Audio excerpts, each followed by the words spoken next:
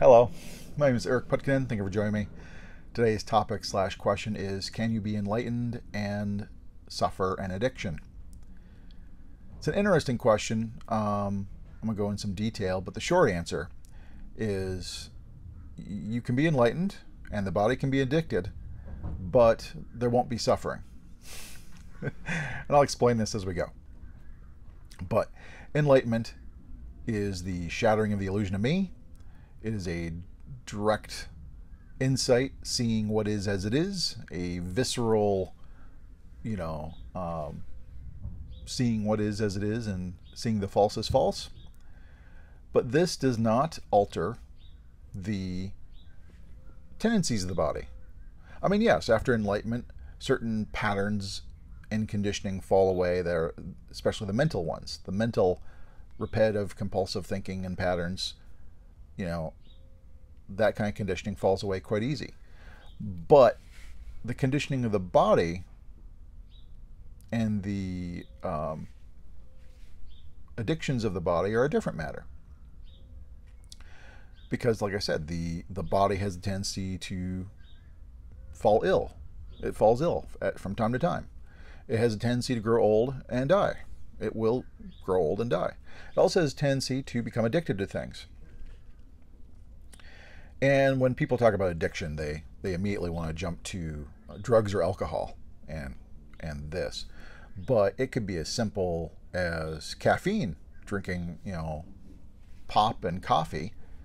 If you drink quite a bit of it and then you suddenly cut it out of your diet, you suddenly start getting headaches and you don't feel so good.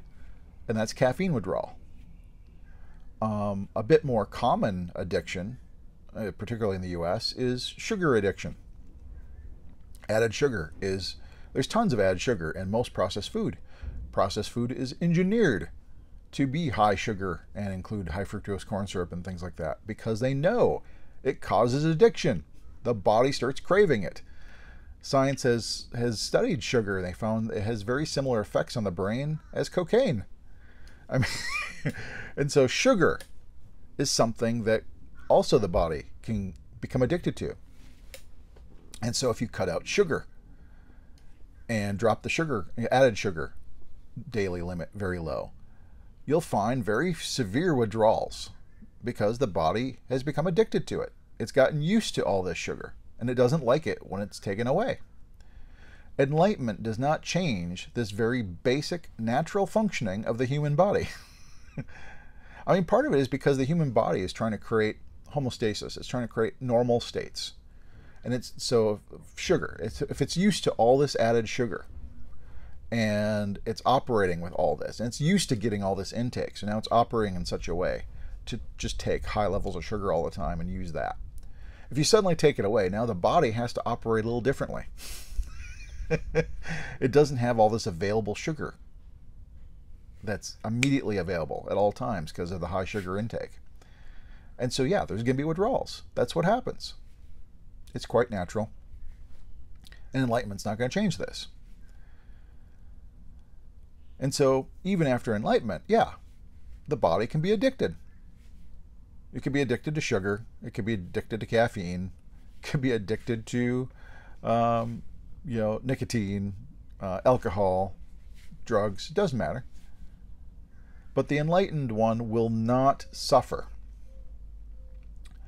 because what is being done is totally accepted as in terms of it.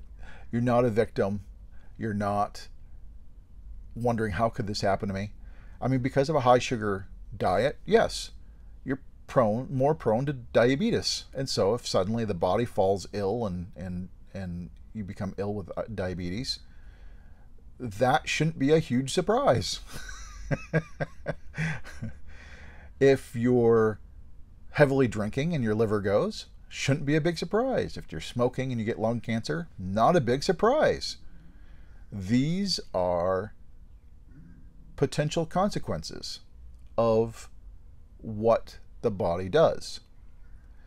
And the enlightened one totally accepts, does not resist or deny any of these consequences.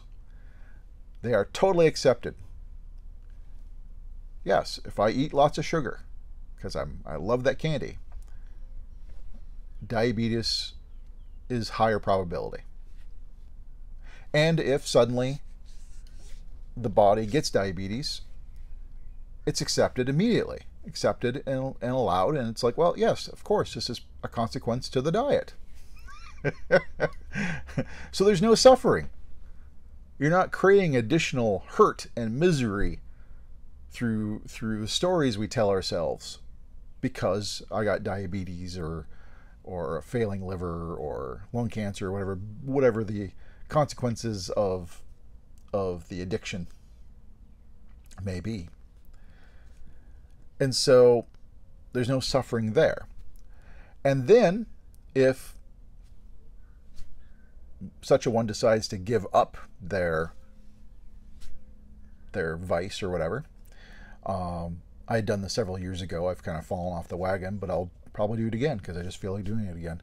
But I may very well cut out added sugar again. I did this a few years ago. I cut down added sugar to less than 10 grams a day, which involved a lot of label watching. You're looking at every label you use to make sure there isn't added sugar on the label. If it has natural sugar, let's say tomato sauce. If you're looking at spaghetti sauce, tomatoes are naturally sweet. And so you're looking at the label to make sure it doesn't say added sugar, because many have added sugar or high fructose corn syrup in spaghetti sauce. But there are a few that have no added sugar, or like 1 gram of added sugar per serving.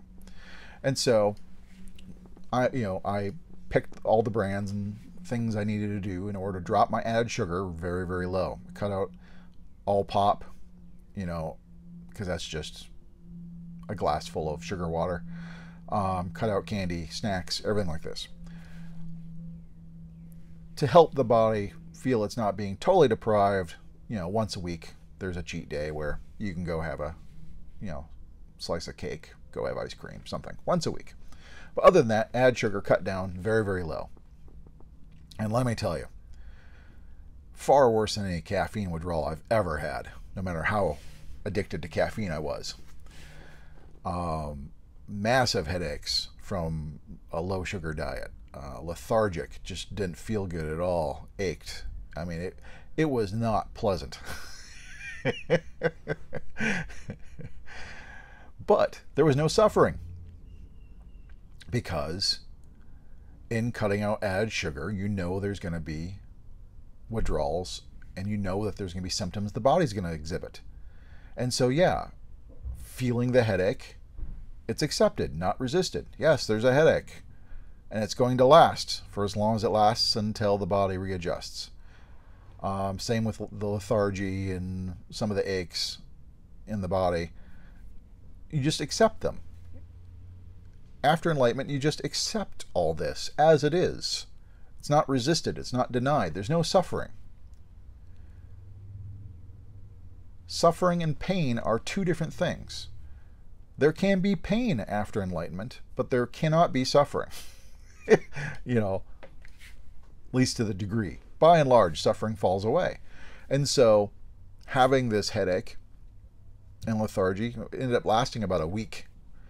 But for a week, I had these headaches and lethargy, and I just kind of was with it and allowed it to be. And after about a week, it went away, and the body became light, felt good, and everything kind of progressed from there.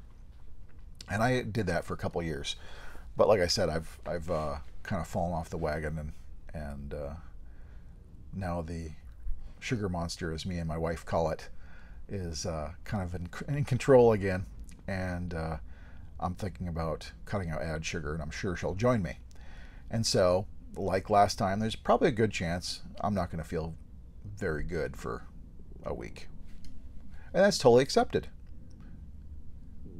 The temporary not feeling good, when it's totally accepted, not resisted and denied in any way, causes no suffering, because you don't make a problem out of it. Just like if the body became naturally ill, because again, the tendency is for the body to occasionally fall ill, and so you may catch the cold, the common cold. It's not like an enlightened person never gets the common cold ever again. But when you're sick, yeah, you don't feel so good. You don't feel as good as you were. You may have a headache. You may be sniffling and sneezing and have a cough and sore throat and lungs ache or whatever. And you just let it be for as long as it needs to be, and it's usually gone in fairly short order. And so there's no suffering. And so this is what I mean when I say you can be enlightened and the body can be addicted, but there will be no suffering. You're not going to suffer when you give up the addiction and the body goes to withdrawals or whatever. There won't be suffering, even though there may be pain and discomfort.